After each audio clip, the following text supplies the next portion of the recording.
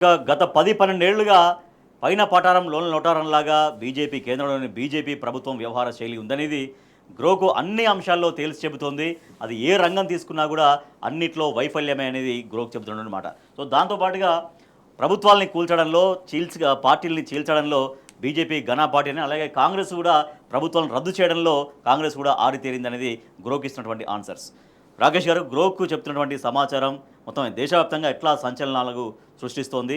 BJP అనుసరిస్తున్నటువంటి ప్రజా వ్యతిరేక విధానాలను కావచ్చు, ఫెయిల్యూర్స్ని కావచ్చు, ఎట్లా ఎండగడుతోంది? ఒకటి గ్రోక్ అనేది ఏదైతే ఉన్నదో అది ఒక ఆర్టిఫిషియల్ ఇంటెలిజెన్స్ తోటి మనకు చెప్తున్నప్పుడు డేటా తోటి అది అనలైజ్ చేస్తుంది. ఏదైనా వేగ్గా చెప్పడం కాదు. ఎక్కడెక్కడ ఎప్పుడెప్పుడు ఎట్లా ప్రభుత్వాలను కూల్చింది బీజేపీ పార్టీ.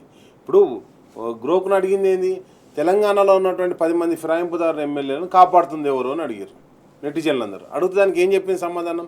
బీజేపీ పార్టీ అని చెప్పింది. ఎందుకు? ఒక కాంగ్రెస్ నుంచి అంటే బీఆర్ఎస్ నుంచి వెళ్ళి కంటెస్ట్ చేసి ఎమ్మెల్యేగా గెలిచినటువంటి వ్యక్తి 16 నెలల కాలం అవుతుందండి, అంటే 1 సంవత్సర కాలం అవుతుంది ఆల్రెడీ ఆయన కాంగ్రెస్ బీఫామ్ మీద పోటీ చేసి. ఆయన కనీసం డిస్మిస్ చేసేటువంటి కెపాసిటీలో ఈ మన స్పీకర్ లేనప్పుడు రాజ్యాంగం ఏం చేస్తుంది అన్నట్టు? కాంగ్రెస్ పార్టీ రాజ్యాంగాన్ని పట్టుకొని తిరుగుతుంది కదా. అదే గ్రోక్ కూడా ప్రశ్నించింది, మనం కాదు. ఇంటెలిజెన్స్ ఏదైతే ఆర్టిఫిషియల్ ఇంటెలిజెన్స్ కూడా అదే ప్రశ్నించింది, నువ్వెందుకు దాన్ని రద్దు చేస్తలేవు అని చెప్పేసి. డైరెక్ట్గా ఒక ఎమ్మెల్యే బీఆర్ఎస్ నుంచి గెలిచిన ఎమ్మెల్యే కాంగ్రెస్ పార్టీకి ఓట్లే వేయరు అని చెప్పేసి 10 మంది ఎమ్మెల్యేలు తిరిగితే ఒక్క ఎమ్మెల్యేను కూడా ఇంతవరకు ఏం చర్యలు చేపట్టలే. కాబట్టి ఈరోజు అది ఏమొస్తుంది అని చెప్పేసి, ఎందుకంటే ఒక 8 మంత్స్ 8 వీక్స్ మనకు రిజర్వ్ చేసి పెట్టింది కాబట్టి అది ఎట్లొస్తుంది అనేది చూడాలి. అండ్ నెక్స్ట్ వచ్చేసి ఏదైతే బీజేపీ పార్టీ అంటే 2 జాతీయ పార్టీలు కూడా దొందే అని చెప్పేసి ఈరోజు మనకు స్పష్టంగా గ్రూప్ ద్వారా తెలుస్తుంది. ఎందుకంటే కాంగ్రెస్ హయాంలో ఉన్నప్పుడు 356 ఆర్టికల్ని ఒక 100 సార్లు వాడుకున్నారు. 100 సార్లు వాడుకున్నారు. అదేవిధంగా దానికి పోంగా ఈరోజు ఎట్లెట్లా పడగొట్టారంటే నితీష్ కుమార్ ఆధ్వర్యంలో బీహార్లో కాంగ్రెస్ను, జేడీయూ అండ్ అదేవిధంగా లాలూ ప్రసాద్ పార్టీ అవన్నీ కలిసి ఒక కూటమికి ఏర్పడ్డ తర్వాత ఆ ప్రభుత్వాన్ని కూలగొట్టారు. అయిపోగా కర్ణాటకలో అప్పుడు యడియూరప్పను ముఖ్యమంత్రి చేయడానికి అప్పుడు కూలగొట్టారు. అదేవిధంగా మన జ్యోతిరాజ్ సింధియాను సెంట్రల్ మినిస్టర్ చేయడానికి ఆ రోజునటువంటి మధ్యప్రదేశ్ ప్రభుత్వాన్ని కూలగొట్టారు. అవి కాకుండా మణిపూర్, గోవా, అరుణాచల్ ప్రదేశ్ ఇక్కడ ఎక్కడ చూసినా కానీ చీలిక దేవాలే వాడిని పడగొట్టాలి. ఇదే ప్రణాళికతో వాళ్ళు ముందుకు పోవడం జరుగుతుంది. అండ్ నెక్స్ట్ వచ్చేసి ఈరోజు కూడా బీజేపీ పార్టీ సెంట్రల్లో ఎట్లున్నదండి, స్పష్టంగా వాళ్ళ మెజారిటీ తోటి ఉన్నదా? లేదు. కాబట్టి మద్దతు ఉన్న దాంతో.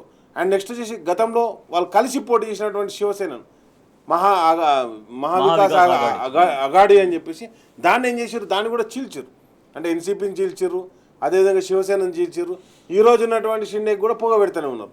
అలా మంత్రికి రాజీనామా చేయించారు, ఏదో ఒకటి రెగ్యులర్గా.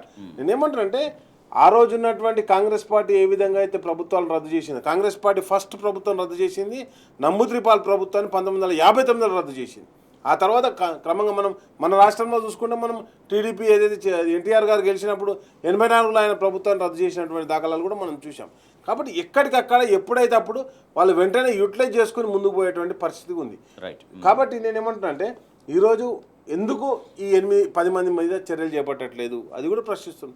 నెటిజన్లు ఏం ఊరుకోవట్లేదు. అండ్ నెక్స్ట్ వచ్చేసి గతంలో ఏంటంటే ఆ డేటా విత్ ఇన్ఫర్మేషన్ ఏదైనా మనం జడ్జిమెంట్ తీసుకొని చదవాల్సి వచ్చేది. దానికి ఇప్పుడు ఏమవుతుంది, గ్రోక్ వచ్చిన తర్వాత దానికి సపోర్టింగ్ జడ్జిమెంట్ కూడా ఇస్తుంది. అంతేందుకు దేశం మొత్తంలో ఏ ముఖ్యమంత్రి గారు ఉన్నప్పుడు మంచి అభివృద్ధి కార్యక్రమాలు జరిగినాయంటే అదే గ్రోక్ చెప్పింది. కేసీఆర్ గారు ఉన్నప్పుడే మంచి అభివృద్ధి కార్యక్రమాలు జరిగినాయి, ఏమేమి జరిగినాయో డేటా కూడా ఇచ్చింది అది. కాబట్టి నేనేమంటున్నా అంటే ఈరోజు ప్రతి ఒక్కరు కూడా కంపారిజన్ చేసుకోవడం మొదలు పెడుతున్నారు. ప్రతి ఒక్క నెటిజన్ కూడా దాన్ని సెర్చ్ చేసుకోవడం జరుగుతుంది. కాబట్టి అవన్నీ కూడా ఈరోజు ప్రజల ముందుకు స్పష్టంగా రావడం జరుగుతుంది. Right, okay. నిఖిల్ గారు, సో గ్రోక్ అనేది ఇవాళ ఇస్తున్నటువంటి సమాచారం ఎంత వాస్తవాల్ని కుండ బద్దలు కొట్టే విధంగా మొత్తం క్రోడీకరించి చెబుతోంది. బీజేపీ వాళ్ళు చాలామంది అసలు గ్రోకును బ్యాన్ చేయాలి, రద్దు చేయాలి, గో బ్యాక్ గ్రోక్ అంటూ వాళ్ళు ఆందోళన చేస్తున్నటువంటి పరిస్థితి. ఇవాళ భారతీయ జనతా పార్టీ జాతీయ పార్టీ, అది తర్వాత కాంగ్రెస్ కూడా ప్రభుత్వాల విషయంలో, పార్టీల విషయంలో ఎట్లా వ్యవహరించింది అనేది చాలా స్పష్టంగా కళ్ళ ముందు ఉంచుతోంది గ్రోక్. అయితే ఇట్లాంటి విషయాలను బయటపెడుతున్నప్పుడు గతంలో ఈ కాంగ్రెస్ పార్టీ కానీ బీజేపీ పార్టీ కానీ ఎవరు అధికారంలో ఉంటే వాళ్ళు బయటపెట్టే ప్రతి మేధావి వర్గానికి సంబంధించిన వాళ్ళని కానీ లేదంటే ప్రతిపక్షాలకు సంబంధించిన వాళ్ళు ఎవరైనా బయట పెడతా ఉంటే వాళ్ళందరికీ గొంతు నొక్కే ప్రయత్నం చేస్తూ ఉండే, వాళ్ళని ఇబ్బందులకు గురి చేసే ప్రయత్నం చేస్తూ ఉండే. ఈరోజు అటువంటివి ఏమీ చేయలేకుండా వీళ్ళు గ్రోక్ లాంటి ఆర్టిఫిషియల్ ఇంటెలిజెన్స్ వ్యవస్థలు వచ్చి డైరెక్ట్గా మొత్తం సమాచారాన్ని ఇప్పటివరకు గతంలో ఏం చేసిండ్రు, దశాబ్దాల తరబడి ఏం చేసిండ్రు, ఈ రోజు ఏం చేస్తూ ఉన్నారు, ప్రతిదాన్ని డేటాకి అనుసంధానం చేసి మొత్తం విషయాలను పబ్లిక్ డొమైన్లో చాలా స్పష్టంగా పెడుతున్న విషయాలు మనం చూస్తూ ఉన్నాము.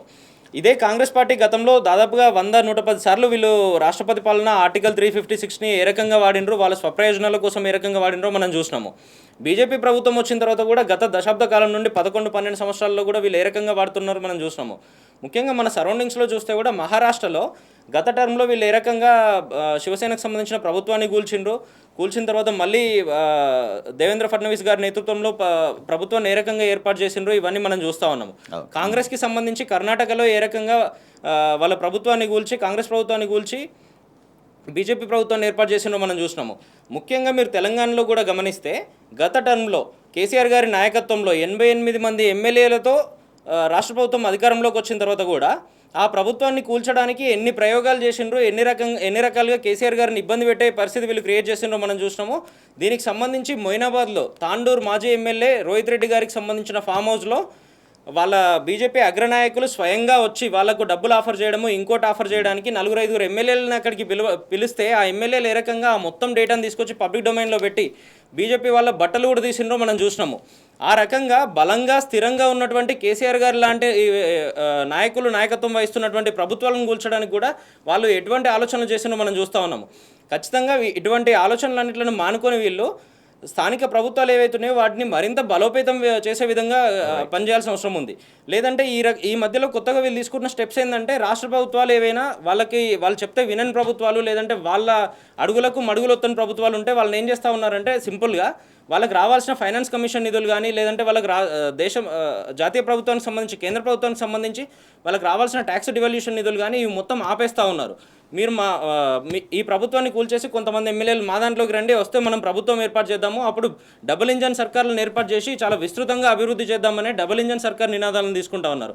వీటన్నిటిని ఈరోజు గ్రోక్ లాంటి ఆర్టిఫిషియల్ ఇంటెలిజెన్స్ వ్యవస్థలో పబ్లిక్ డొమైన్లో పెట్టడం ద్వారా బీజేపీ కానీ అటు కాంగ్రెస్ కానీ గతంలో ఏం చేసిండ్రు, ఈ రోజు ఏం చేస్తూ ఉన్నారు అనేవి మొత్తం బట్టలిప్పి బజార్లో నిలబెడుతున్న పరిస్థితుల్లో మనం ఒకసారి ఆలోచన చేయాల్సిన అవసరం ఉంది. ఇప్పటికే దేశాన్ని పరిపాలించినటువంటి కాంగ్రెస్, పరిపాలిస్తున్నటువంటి బీజేపీ ఎట్లా అప్రజాస్వామిక విధానాలని పాటించిందనేది గ్రోకు వెల్లడిస్తోంది. సో దాంట్లో భాగంగానే కర్ణాటక, మధ్యప్రదేశ్, మహారాష్ట్ర, గోవా, అరుణాచల్ ప్రదేశ్, మణిపూర్ రాష్ట్రాల్లో ఈ వ్యూహాలతోనే ప్రభుత్వాలని పడగొట్టి అధికార పగ్గాలు బీజేపీ చేపట్టిందని, తర్వాత రాష్ట్రపతి పాలనతో ప్రభుత్వాల రద్దులో కాంగ్రెస్ రికార్డు సృష్టిందనేది గ్రోకు కుండ బద్దలు కొడుతున్నటువంటి వాస్తవం.